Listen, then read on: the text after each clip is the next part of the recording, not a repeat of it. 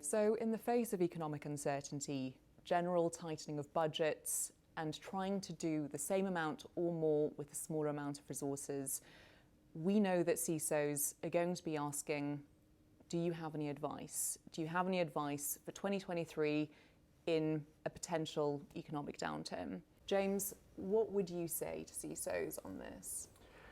Well, I think there's a bunch of different ways to think about how to prioritize, but that's fundamentally what we're going to have to do. We can't chase all of the latest sexy cybersecurity tools, trends, and tactics because we're going to have to do more with less. So I'd start with prioritization of the basics. It's really easy to forget how incredibly effective the likes of patching can be in cybersecurity resilience. If you look at some of the top standards, the CIS 20 critical controls and other alternatives from other regulators and advisory bodies, time and time again, when they measure what's most effective in dealing with the majority of cyber attacks, it's the surprisingly basic things. Knowing the assets you have. You can't protect what you can't see. Getting configuration management correct. Making sure the security team is working with IT. Remember, it may not just be about the resources your team has in this budgetary turndown, but the resources that are available in the broader company. Who can you recruit and make a lieutenant? And lastly, the likes of patching and keeping your basic hygiene up to speed. So I'd start with a focus on the basics, even if they aren't the sexiest topics, because they really do tend to increase cyber resilience in some of the most profound ways.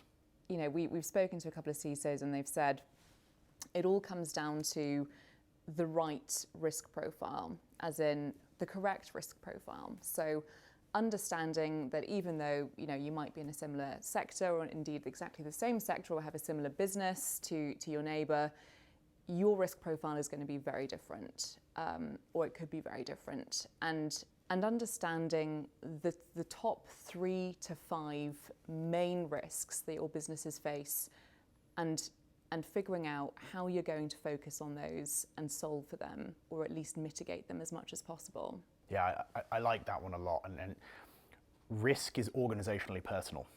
Right? Yes, there are going to be some consistent themes across all organizations. The specific data you value, the specific likely places attackers will go after will be different. What are your crown jewels? And how do you tailor your risk profile around those things that matter to you? What can you accept as a risk that other organizations would not? Coming at it from the what am I not going to do in risk can be really powerful to personalize risk and make better budgetary decisions. I think I have a third one. Can I jump in? Please. Okay. So security culture and education. Now, security awareness and making sure that individuals understand the threats that are posed to them has been on our lists for a long time. Using people as human sensors for attacks no doubt has some efficiency, and with phishing still being one of the most prolific attack vectors that cyber criminals use, it clearly has a place, you know, in our top budgetary investments. However, there's a specific part of it that really matters in an economic downturn when budgets are tighter and when cyber criminals tend to still be even more active during these periods. Using people as human sensors as fire alarms for incidents. A lot of organizations where we drop in with our team in the midst of a breach or looking back retrospectively had a moment where an individual knew something was wrong or strongly suspected and did nothing. The culture and the process didn't cause them to want to go, oh, I think there's a problem, and pull the fire alarm. Focusing on making sure individuals can share, I think something's wrong, is a really cheap and effective way to get a lot of people to give you data to your security team so they can focus on more likely incidents rather than just perusing through, you know, their SIM log files and similar to try and hunt these out within the organization. So the focus on people still makes sense to me in times of more budgetary pressure. Yeah, absolutely. And when your budgets are tighter, think about the vendors that you're using. Do a reconsideration exercise with your team. What are you paying for? What is serving you out of the processes and products that you're currently paying for? We know the industry is noisy. We know that you will potentially be promised certain things that don't actually work for your business or generally don't make that much sense for a security function.